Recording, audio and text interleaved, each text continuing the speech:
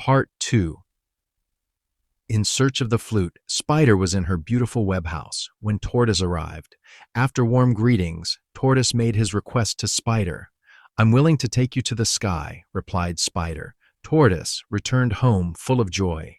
On the day of the journey to the sky, Spider carried Tortoise in a comfortable seat of spider webs, and they glided smoothly and continuously upward for Sun's home. It was a very long journey that lasted many days and nights. Once after a meal, Spider said to Tortoise, "There is someone I don't understand. Why is it that we see clouds in the sky as well as in the river?" Tortoise immediately recalled the story that his father had told him about clouds and proceeded to narrate it to his friend.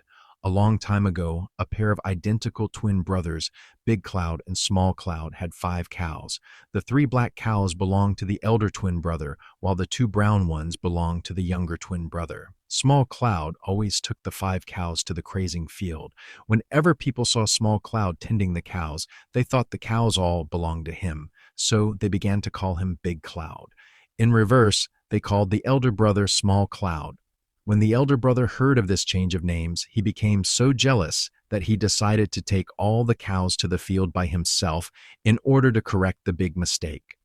For 3 weeks he fed the cows, but no one seemed to notice the change, "So these people can't see that I'm not Small Cloud," he grumbled. One day, as he was returning home with the animals, Big Cloud killed his younger brother's cows.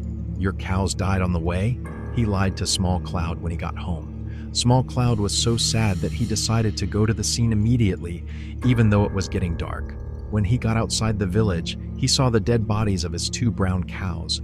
All night he skinned them neatly and carried the skins home for drying. When the skins were dry, he set out for a far-off market to sell them. By nightfall, he was still won the way. But there was a house nearby, in which he hoped to spend the night.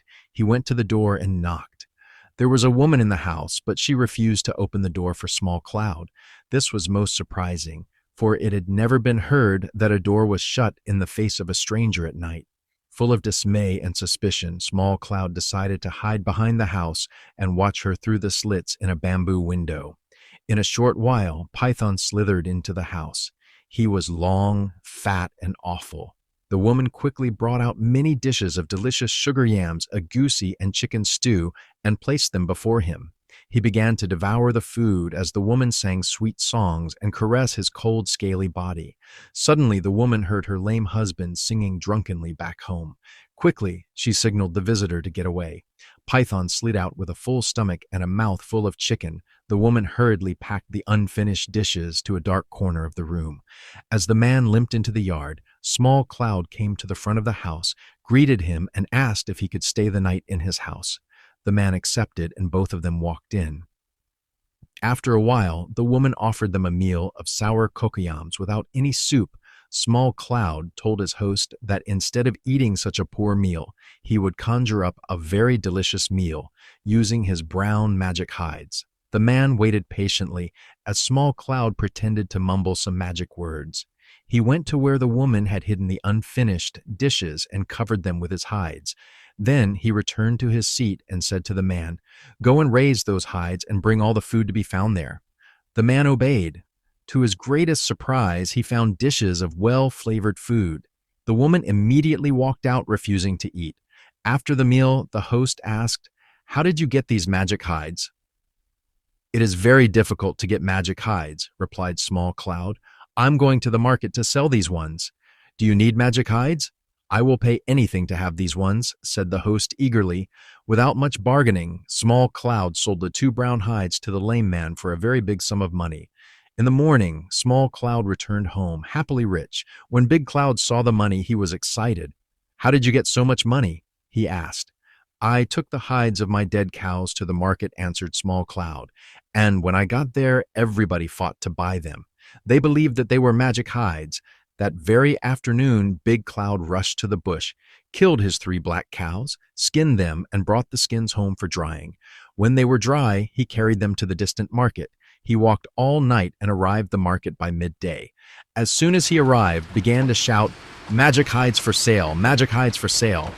At first, nobody paid attention to his loud sales talk. But very soon, a lame man with 2 brown hides under the armpit rushed towards him. 'Yes, customer.' Big Cloud called out expectantly, "Buy magic hides!"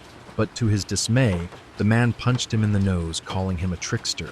Before Big Cloud knew what was happening, an angry mob was beating him.